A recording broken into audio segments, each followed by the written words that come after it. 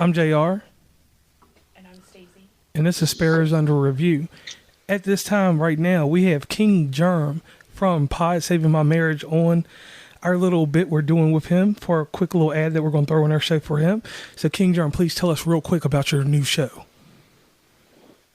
Thank you, JR, for calling me. Well, as far as my new show, it's kind of same as the old show. If you're not familiar with the old show, we was previously known as the Procast, but we did some rebranding, and now we're showing people how Pod saved our marriage. It's basically think of all your TV couples.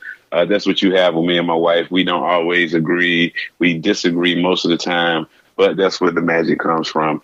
You can catch us every Friday on all DSPs. And hopefully you will come and listen and get entertained by us, and so we can show y'all how we are saving our marriage with podcasting. Well. What? Well, we're about to start the show. We do a little extra sometimes in here. So what happened was I got off work. I left Columbus, Ohio, or wherever. Were you recording that whole time, or did you just hit it? It's recording right now. So, I left Columbus, Ohio, went to the Goodwill, and I seen this steel box. And it was of this movie. Welcome to Good Burger, home of the Good Burger. Can I take your order? Now, I made that country. Please. I did. And so we're talking about the movie Good Burger. But start it all out for real. Tell them how it really happened. How what happened? So I was watching the Tickety Talk, and Jimmy Fallon's commercial came on with these two gentlemen, and they introduced that Good Burger 2 is coming. And I sent you that Tickety Talk, and then you found the movie. I had seen that TikTok, or actually seen Jimmy Fallon before you told me, but we'll go with that narrative. Well, you didn't tell me that you saw it, so excuse me. I told you as soon as I saw it. Okay. Well, guys, oops, I forgot. I'm JR. And I'm Stacy. And this is Sparrows Under Review. Now, Good Burger. Everybody has a story with Good Burger if you're from that generation of, let's just say 1980 to 1991. You should have seen all that. You've seen Kenan and Kel. You know who they are.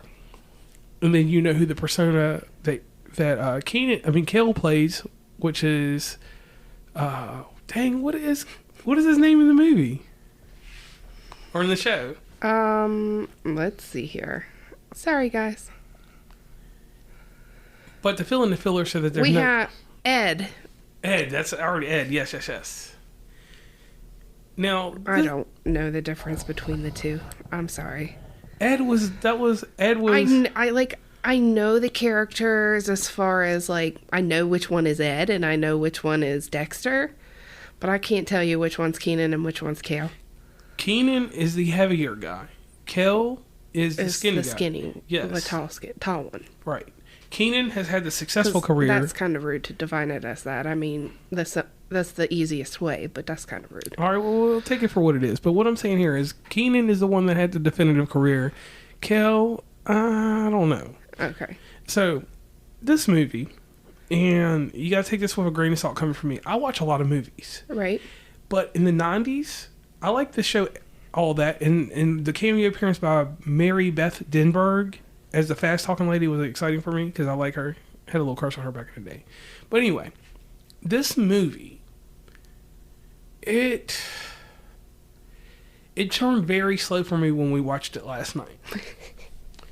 Right, because we're older and we know more stuff, I think. We're not young and immature. And I'm not saying that in a rude way at all. But once you live life a little bit and you know how people truly act, and just watching it, I don't remember seeing it prior to yesterday. I'll be honest. I mean, yeah. I'm not saying I didn't watch it. I don't remember it. So watching it yesterday, of course, it's funny we watched a movie about food after you did what you did to me.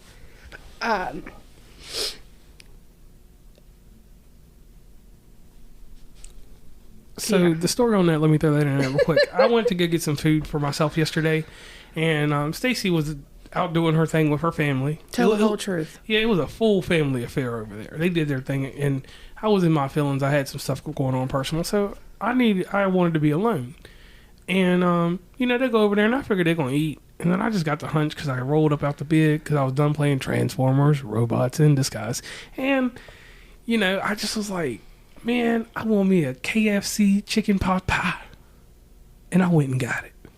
Yeah, but the whole truth on that story, again, is I had to run my mom over because she wanted to pick something up.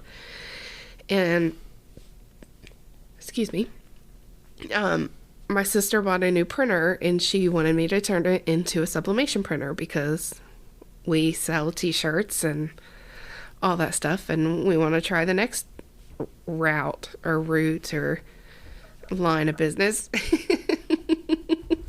So I was going to run over it. And I had asked JR before if he wanted to run over. I'd help my sister and he could play video games with the boys. And he didn't want to go, and that's fine. So when my mom called and said she needed to go over, I'm like, all right, well, I'll take you. Because my mama don't like to drive. She can't see very well. Yeah. And so I found out my sister made dinner. And she asked if I wanted to eat, and I said no. I said I gotta go home and cook for my dad and JR and myself. And next thing I know, she's calling my dad asking if he wants something to eat. So everybody was already there, and it was just me and JR that needed to eat. So I call him because I was going to drive the extra 30 minutes out of my way to see if he wanted some dinner, and he was already in town. And I asked you to get me something to eat. I said, I'm not cooking dinner now because my dad came over here and ate. Can you please get me something to eat? And I clearly answered like I answer to most things to most people when they request things from me. I said, nah. And I asked you twice, and I even said, please. How often do I actually throw a please on there? Not very often, but I wasn't feeling it. Well, still. But anyway. You're going to have to remember that next time. So she was in the room watching Good Burger starving. Supposedly, but she did cook up some pork chops. That was one thing. She cooked the pork chops. I could smell them in the room. I'm like, but get this, I only cooked them halfway because they were for my dog, and somebody ate them this morning. Yeah, I got the burning guts from that. So anyway, that's what you get. That long-winded story there. Let's get on back to Good Burger. So you can cut that out later if you want. No, we don't edit stuff. We like it good. I mean, we do work on the tone, but I will say this about our setup. Our setup is remarkable because we had air conditioning running going crazy. And I recorded it a show. But anyway, so Good Burger. The movie comes on, it's a slow churn. I see Sinbad. Sinbad is light-skinned with an afro. He is doing his thing in this movie. He's trying to live his best life. He's the teacher. Got on some 1970s power to the people type stuff. Get your groove on, yeah, type get up. And Keenan, I know his character's Dexter. Dexter is out of line. That motherfucker sleeping, Oops. He's sleeping in class. And, Sinbad gives him this parable about this and that. He's like, enjoy your summer, brother, blah, blah, blah, blah, blah, blah. And I'm not going all into that detail. So, after that, that's where the movie started catching my attention. And I'm not saying that the other character, Mr. Ed's character, wasn't entertaining because he had a bit there beforehand. Yeah. And it was funny. We don't want to go into a whole bunch of detail because we would really like you to go out there and watch the movie. No, we're not sponsored by them, and obviously these are just our views. But if you haven't seen it, you should definitely go watch it. It's entertaining to an extent. It's funny to an extent. It's like, oh, I can't believe they said that. Yeah, because in that sense, it's a Nickelodeon movie, and he's right. got cussing in it. One highlight I do want to throw in here real quick, if you don't mind, is the soundtrack was pretty amazing. I heard 702 on there when oh boy Keenan or Dexter was trying to have his love thing going on. I heard the 702, and it brought me back, and I did a little shoulder bop. Now, one thing I want to do is I want to talk about the cinematic experience here. This is a cinematic experience that we normally do not do. This was a Blu-ray. Like I said before, it was steel box, everything nice. The time that Paramount and Nickelodeon took to put this on there and to remaster it, it was cut out on our 70-inch. What do we got? 7-inch? 65. 65, whatever. It was cut out nice, and for the restoration that was in it, it was amazing. So I do want to say this: if you get a chance, I don't always credit Stillbox movies because I get my movies the ski mask way, but if you get a chance, actually go out and get this movie. Right. Because it was, and I may start doing other movies like that. Mainly the Harry Potters, if half price books will put them on sale. I might get them that way. But anyway, I mean, I have them all somewhere. yeah. But what we watched yesterday was in was it UHD? Whatever it was high definition. Okay, probably those new ones that you like. Yeah. Okay. So it was crystal clear and it was an amazing, and sound was crisp. Stacy picked out a pretty good TV. So Now, on a side note, these also run great on projectors. You can hook your whatever you have, your DVD player, your Xbox, your PlayStation, whatever. You can hook that up to a projector, and you can have you 100-inch screen easily. And Nebula is definitely the way to go right now. No doubt. We are not sponsored by them yet. Hopefully we got something going on, but we do have an affiliate link with them. So if you're looking to buy a projector, send us a message and we'll give you our affiliate code. And definitely, like always, what I will do for this amazing show is I will put that affiliate link in the show notes, so it makes it that much easier for you to get to. Yes.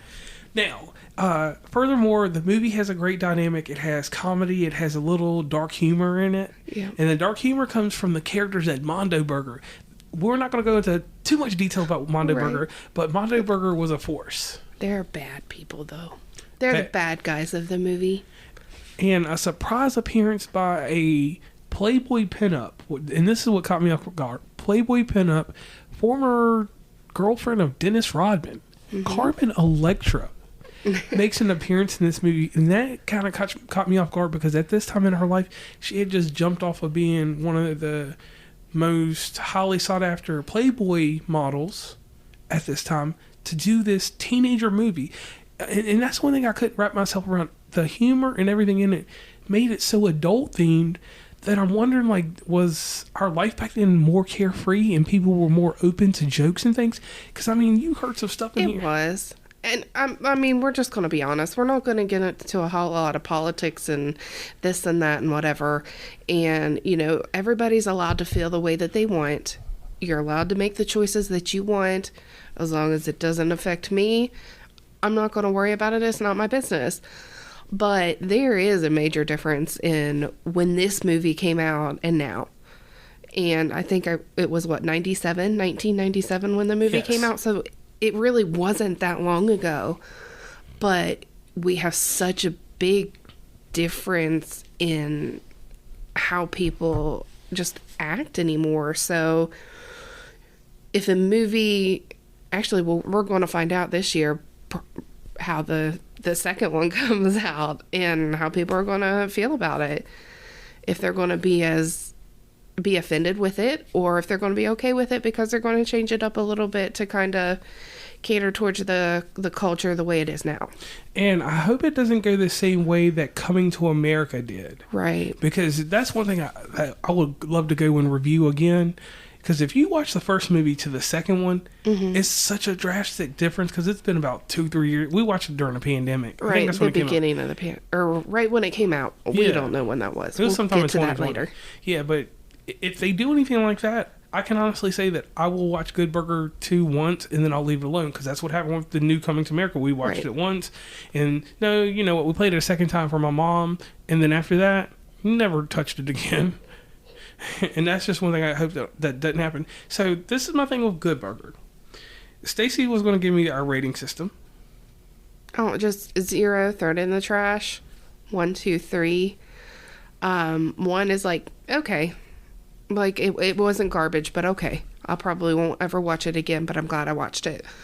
2 is, okay. I might watch it again. I might not. You know, it's just, it was decent.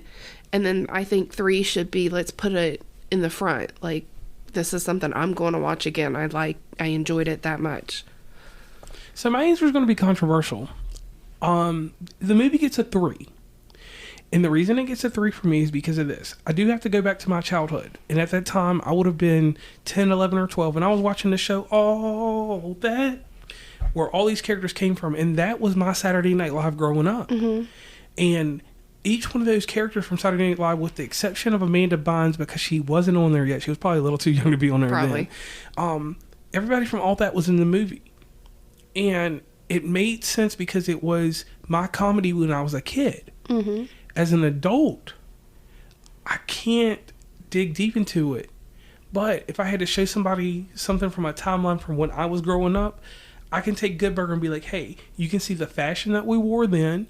You can kind of see... Right, and that's one thing you did mention. Yeah, you could see the 90s there. Right. I seen a pair of Jinko jeans. I seen the ugliest Adidas shoes on earth. I seen Union Bay jeans. So many things I can name drop. Y'all people aren't paying me, so I'm not going to say anything else. But I could see that culture that I grew up in. Because I had them flashy jackets. I was looking like Puff Daddy going, or whatever, or like Mace. I was a shiny suit man. And I did see that there. You could see the extreme Power Man 5000 type of hair with the antagonist character from Mondo Burger. He had the little blonde hair. He was looking like Goku Super Saiyan with the blonde hair. And the way that they were dressed with the spandex and the elusiveness of that vinyl type crap. I seen so much vinyl in bright lime green, and that was the fashion then. It was kind of like it made me want to go watch Spice World. And that will be coming up soon. So yeah, I respect your 3. I would give it a 2 because I would like to watch it again where I'm 100% paying attention. I thought it was entertaining. Like I said, there are some points in there I'm like, oh gosh, I'm like, that's a little weird. And I also really enjoyed the fact that Ed was basically made out to be an idiot. I mean, he's an idiot.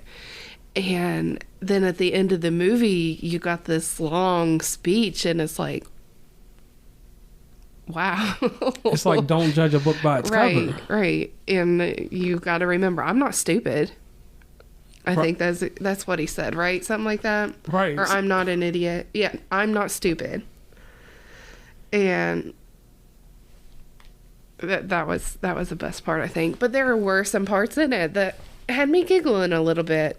I mean, it's not something I want to watch all the time, but I would watch it again. It was good.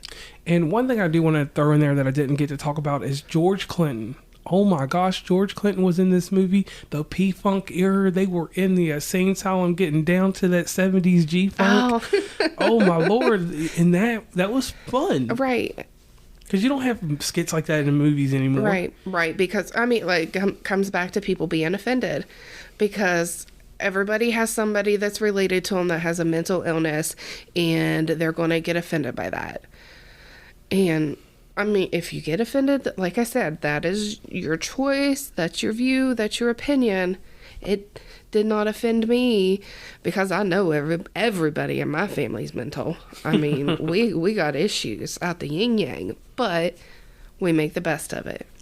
And I express it like this: in this light and day, everybody has something that goes on.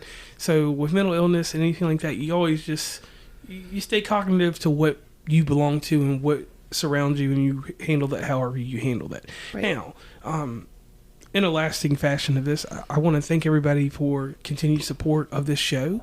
I want to say this: movies, television, books, because I'm going to start reading books, people. Even if I just listen to the audio, I'll tell you I read it. Encouraging opinions on things and hearing people's different aspects of things make life better. So that's just one thing I want to throw out there. Stacey, how do you want to end this? I mean, I am very upset with Good Burger 2 already. Do you know what platform they're releasing this on? Please don't tell me Peacock. No, even worse. Please don't tell me Freeform. No, what is the one app that we have that we use? Man, and you know what? I said this earlier in the car. I named these people because I said it in this episode, actually. I talked about Nickelodeon and Paramount. Yep, Paramount Plus. Paramount Plus. Oof. I'm sorry, but I hate Paramount Plus. Listen, honestly, what we're going to do is our next episode that comes after this is the streaming show review. Okay, but since we're on this show, I think that's why I'm least excited, I guess, about the second one coming out, because we're still on The Good Burger. When I pulled up Wikipedia here, it told me that it was releasing on Paramount Plus in 2023, and I'm like, dang it. That means them fools have already filmed it and just played us. Right. I mean, Wikipedia could be wrong, because I do believe it is edited by patrons, but... Or maybe it was on Wikipedia. Yeah, so... We'll take it with a grain of salt. Right. But if you haven't experienced the joys and downfall of Paramount Plus, you ain't missing nothing. Not at all. And I thank you, Stacey, because she just gave the best episode that I think is going to come out of this venture. Right. Now, I will say the only thing that we get to work decent and not have a whole bunch of problems with is when we were first watching 1883. And that's a good 1923 series. messed up all the time. Right. But yeah. And my favorite show that's got Hawkeye in it. Mayor of Kingstown. Yeah. Or Kingston, however you want to say it. Excuse me. But anyways, like JR said, we'd like to thank you for listening. If you want a new way of watching your movies, check out our affiliate link down at the bottom for Nebula projectors. Yeah, no doubt in that. And I am JR. And I'm Stacey. And we're signing off.